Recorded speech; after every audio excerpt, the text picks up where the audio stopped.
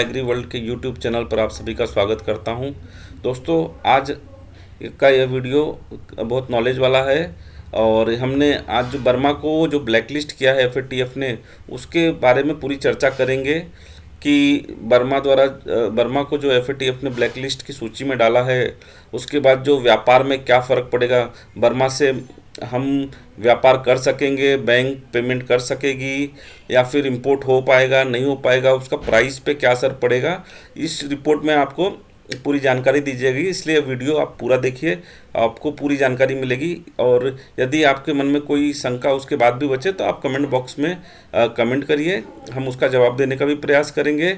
और चूँकि यह वीडियो बनाने में काफ़ी मेहनत लगती है और हमारी हौसला अफजाई करने के लिए, मोटिवेट करने के लिए, यदि आप हमारे चैनल को लाइक करेंगे, शेयर करेंगे, सब्सक्राइब करेंगे तो हमें मोटिवेशन मिलेगा और अच्छे से अच्छा और आगे वीडियो बनाकर हम आप तक पहुंचाते रहेंगे। तो आपको बता दें कि किस तारीख को जो फाइनेंशियल एक्शन टास्क फोर्स जो ऑर्गेनाइजेशन है, इसने बर्मा को ब्लैकलिस्ट की सूची में डाल दिया। एफएटीएफ जो है ये लगभग 39 कंट्रीज़ का एक ऑर्गेनाइजेशन है और इसके ज्यूरिडिक्शन में, इसके कार्यक्षेत्र में लगभग 200 कंट्रीज़ आते हैं। और एफएटीएफ का जो काम है, आपको बता दूं कि एफएटीएफ जो है ये मनी लॉन्ड्रिंग, ड्रग्स के लेन देन, ह्यूमन ट्रैफिकिंग और फंड जो क्या बोलते हैं टेररिज्म फंडिंग जो होती है, या अन्य प्रकार की जो भी इलीगल वित्तीय लेन देन है, फाइनेंशियल ट्रांजैक्शन होती है, उस पर नज़र रखती है। और जो कंट्री जिसमें इन्वॉल्व होती है, पहले तो उन्हें ग्रे लिस्ट में डालती है कि आपको अलर्ट किया जा रहा है, आपके यहाँ से इस तरीके से गलत इलीगल फाइनेंशियल एक्टिविटीज़ हो रही हैं, आप उसको सुधारिए, अन्यथा आपको ब्लैक लिस्ट में डाल दिया जाएगा। और यदि एफएटीएफ ब्लैक लिस्ट में डालता है तो उस कंट्रीज़ के ऊपर कई तरीके के सैंक्शन लग जाते हैं, जिससे उनकी इकोनॉमिक एक्टिविटीज़ में फ़र्क पड़ता है, व्यापार में फ़र्क पड़ता है, करेंसी में फ़र्क पड़ता है, बिजनेस में काफ़ी बड़ा इम्पैक्ट आता है।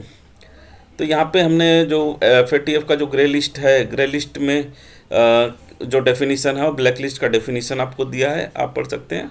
जैसा कि मैंने बताया कि ग्रे लिस्ट में मतलब उनको वार्निंग दी जाती है और ब्लैक लिस्ट में उनको अगर उस श्रेणी कैटेगरी में उनको डाल रहे हैं तो इसका मतलब हो गया कि उनको फिर जो एफएटीएफ द्वारा कुछ सैंक्शन भी लगाए जाते हैं, जिससे कंट्रीज़ के जो इकोनॉमिक एक्टिविटीज़ प्रभावित होती है। ग्रे लिस्ट या ब्लैक लिस्ट निगरानी में जोड़े जाने का देशों पर पड़ने वाला जो प्रभाव है, जो ब्लैक लिस्ट किया जाता है तो आईएमएफ, वर्ल्ड बैंक और जो फंडिंग जो एशियन विकास डेवलपमेंट बैंक्स हो गए, उनके द्वारा जो फंडिंग होती है, जो कंट्रीज़ में इकोनॉमिक एक्टिविटीज़ के लिए जो काम चलते हैं, जो फंडिंग होती है, वो सारे रुक जाते हैं। तो उसमें दिक्कतें आती हैं, जिसकी वजह से मतलब कंट्री की इकोनॉमी पे काफ़ी प्रभावित होती है। इंटरनेशनल लेवल पे जो व्यापार होता है उस पर असर पड़ता है। जो फॉरेन कंट्रीज़ आती हैं निवेश के लिए, उस पर भी असर पड़ता है। उन कंट्रीज़ में फिर फॉरेन इन्वेस्टमेंट कम होते जाता है, रुक भी जाता है। और जो फॉरेन कंट्री से जो सहायता मिलती है डेवलपमेंट के लिए, जो फंडिंग का जो फ्लो है, उसमें भी रुकावट आती है। और जो पेमेंट में प्रॉब्लम आता है, इंपोर्ट एक्सपोर्ट के अगर कोई खरीदी बिक्री कर रहा है, क्योंकि उस कंट्री को ब्लैकलिस्ट किया गया है, तो बैंक भी काफ़ी देख के सोच समझ के उसके बाद फंडिंग करते हैं, जिससे फंडिंग में दिक्कत है। अगर कोई देश ग्रे लिस्ट या ब्लैक लिस्ट में नहीं है तो फंडिंग आसानी से हो जाता है, जबकि अगर वो ग्रे लिस्ट या ब्लैक लिस्ट किया गया है तो उसमें इश्यू आता है। ये एक तरीके से देखें तो जैसे हमारा यहाँ सिबिल स्कोर चेक होता है, लोन लेते हैं, तो कुछ उसी तरीके से है कि जो एफएटीएफ है वो वित्तीय लेन देन को देखता है, उस हिसाब से उनको उस कैटेगरी में डालता है और उसके हिसाब से जो इकोनॉमिक जो एक्टिविटीज़ होती हैं, फाइनेंशियल एक्टिविटीज़ होती हैं, वो उस कंट्रीज़ पे फ़र्क पड़ता है। और सीमा पार से लेन देन, जैसा बताया, cost of cross border transaction जो है वो बढ़ जाता है। रेटिंग एजेंसियों द्वारा जो सॉवरेन क्रेडिट है और बिजनेस रेटिंग डाउन रेट कर दी जाती हैं, जिससे कंट्रीज़ की जो इकोनॉमिक स्थिति है वो काफ़ी मतलब डामाडोल हो जाती है। तो एफ एक काफ़ी मतलब प्रभावशाली ऑर्गेनाइजेशन है, और इसके द्वारा ग्रे लिस्ट और ब्लैक लिस्ट किए जाने का काफ़ी उस कंट्री पे इकोनॉमिक पे काफ़ी बड़ा प्रभाव पड़ता है। और वही हमने अभी देखने को मिल रहा है कि जो बर्मा पे अभी जो उन्होंने ब्लैक लिस्ट किया है, ऑलरेडी बर्मा जो सैनिक शासन चल रही है, इकोनॉमिक टर्मोइल वहाँ काफ़ी चल रहा है ऑलरेडी, और ब्लैक लिस्ट किए जाने के बाद वहाँ पे ये इशू और बढ़ गया। और उसके बाद हमने देखा कि यहाँ पे हमारे यहाँ पे जो बर्मा से उड़द आता है उसके दाम में गिरावट देखी। तो कई लोग क्वेश्चन कर रहे थे कि कि अब उड़द में क्या लग रहा है, बर्मा को ब्लैक लिस्ट किया गया तो क्या उड़द के भाव टूट जाएंगे, या यहाँ से वहाँ से इंपोर्ट नहीं आएगा। तो आपको बता दूं कि जो बर्मा को ब्लैक लिस्ट किया गया है तो ऐसा नहीं कि अब बर्मा के साथ कोई काम ही नहीं करेगा। अब चूंकि हम जो इस एफ द्वारा जो ब्लैक लिस्ट किया गया है, इसका अर्थ है कि बर्मा से इलीगल एक्टिविटीज़ जो कर रहे हैं अब, या फिर जो एक्टिविटीज़ हम अगर लीगल एक्टिविटीज़ कर रहे हैं तो हमको थोड़ा सावधानी बरत के करनी पड़ेगी कि हम जो काम कर रहे हैं उनके साथ वो सारा कुछ मतलब ट्रांसपेरेंट और लीगल चैनल द्वारा हो रहा है। तो हम बर्मा से हम लोग कमोडिटीज़ का इंपोर्ट कर रहे हैं। तो फ़िलहाल जो अचानक इसको ब्लैकलिस्ट किया गया है बर्मा को, तो बैंकों ने अभी फंडिंग के लिए फ़िलहाल लगभग लगभग मना किया हुआ है। इसके लिए दिक्कतें आ रही हैं अभी, लेकिन जैसी अभी कुछ जानकारी मिल रही कि अभी कुछ एक बैंकों ने इसको स्वीकृत कर दिया है। अब लेन देन में बोल रहे हैं कि वो करेंगे बर्मा के साथ में। और अभी भी काफ़ी बैंकें हैं जो इस पे विचार कर रही हैं। मीटिंग चल रहा होगा उनके यहाँ पे कि बर्मा के साथ ये जो लेन देन करना चाहिए कि नहीं करना चाहिए। लेकिन जो दिग्गज कारोबारी हैं या फिर बैंकर्स हैं या फिर सीए हैं, हमने जो बात की, उनका कहना है कि ये जो प्रॉब्लम होता है ये टेम्पररी रहता है, और उम्मीद करते हैं कि ये 10-15 दिन में सॉर्ट आउट ओवरऑल हो जाना चाहिए। हो सकता है कि 2-3 दिन में सारा प्रॉब्लम सॉल्व हो जाए, एटलीस्ट लेन देन को लेके। जो फाइनेंशियल जो इश्यूज आ रहे हैं बैंकों को बर्मा से ट्रांजैक्ट करने के लिए, वो सॉर्ट आउट हो जाए। 2 दिन भी लग सकते हैं, 10 दिन भी लग सकता है, हो सकता है 15-20 दिन में भी सॉर्ट आउट हो जाए, लेकिन सॉर्ट आउट हो जाएगा ऐसा। मतलब अभी फ़िलहाल जो हमने जो बात की है बाज़ार के जानकारों से, जो इंपोर्ट एक्सपोर्ट में इन्वॉल्व हैं, उनका कहना है कि लगभग लगभग समय लगेगा लेकिन हो जाएगा, ये जो प्रॉब्लम है सॉल्व हो जाएगा।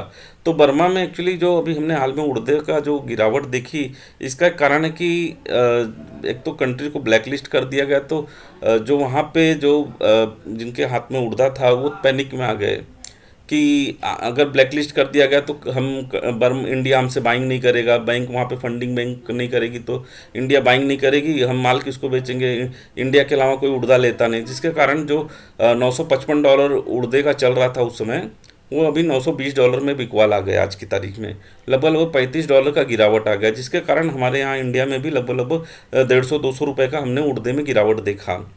तो ये जो प्योर है, ये जो कंट्री को ब्लैकलिस्ट किया गया उसके बाद जो पैनिक बर्मा में बना उसके कारण है। बर्मा में बताया जा रहा है स्टॉक बहुत ज़्यादा तो नहीं लेकिन ठीक ठाक है, और चूँकि वहाँ पे इकोनॉमिक कंडीशंस अच्छा नहीं है और लोगों को पैसे की ज़रूरत है, तो लोग कोई भी छोटी बड़ी कुछ भी न्यूज़ आती है तो घबराहट जल्दी बढ़ जाती है, जिसके कारण वहाँ पे बहुत जल्दी लोग साइडलाइन भी हो जाते हैं, बहुत जल्दी अट्रैक्टिव पैनिक सेलिंग भी आ जाती है। तो अभी फ़िलहाल हम बाज़ार में वही पैनिक सेलिंग देख रहे हैं। अब बात करते हैं कि उड़दे में आगे क्या क्या उड़दे में गिरावट जारी रहेगी। तो फिलहाल उड़दे का ये जो हम चार्ट देख रहे हैं, लॉन्ग टर्म चार्ट, तो फिलहाल मार्केट जो है साइडवेज चल रहा है। और यदि हम उड़दे का पिछले 4-5 महीने का देखें तो नीचे में 78 और ऊपर में लगभग लगभग ये 83 के आसपास ही ट्रेड कर रहा है। मतलब 500 रुपये के दायरे में पिछले 4 महीने से चल रहा है। तो ये हम ट्रेंड बोल सकते हैं कि अभी फ़िलहाल ये साइडवेज है। अगर यहाँ पे बोले अगर यदि 83 का रेजिस्टेंस तोड़ता है बाज़ार तो ऊपर हम इसमें तेज़ी देख सकते हैं, और यदि 78 का नीचे में सपोर्ट तोड़ता है तो हम इसको नीचे में अगला सपोर्ट 73 के आसपास बन रहा है। यहाँ पे इस रेंज में भी मार्केट को देख सकते हैं। ये 73 का अच्छा सपोर्ट यहाँ पर है। तो 78 के नीचे मतलब अगला सपोर्ट 500 रुपये नीचे बन रहा है। लेकिन यदि फंडामेंटल की बात करें उड़दे में, तो उड़दा मंडियों में उड़दे की आवक फ़िलहाल धीरे धीरे करके कम हो रही है।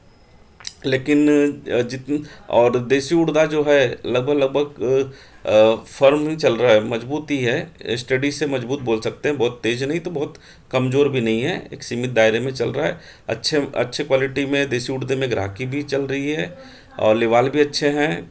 और चूंकि अच्छे क्वालिटी की कमी है तो बर्मा से हमारा एसक्यू क्वालिटी के लिए उड़दे की डिमांड बना रहेगा। और अभी जो बाज़ार घटे हैं, जो $930 के आसपास आया है, इस रेंज में काफ़ी अच्छी बाइंग हम सुन रहे हैं कि इंडिया द्वारा किया जा रहा है। क्योंकि ये $930 का भाव काफ़ी समय बाद देखने को मिल रहा है। और हमारा मानना है कि फ़िलहाल उड़दा अभी 78 और 83, ये दो लेवल ही लोगों को देखना चाहिए।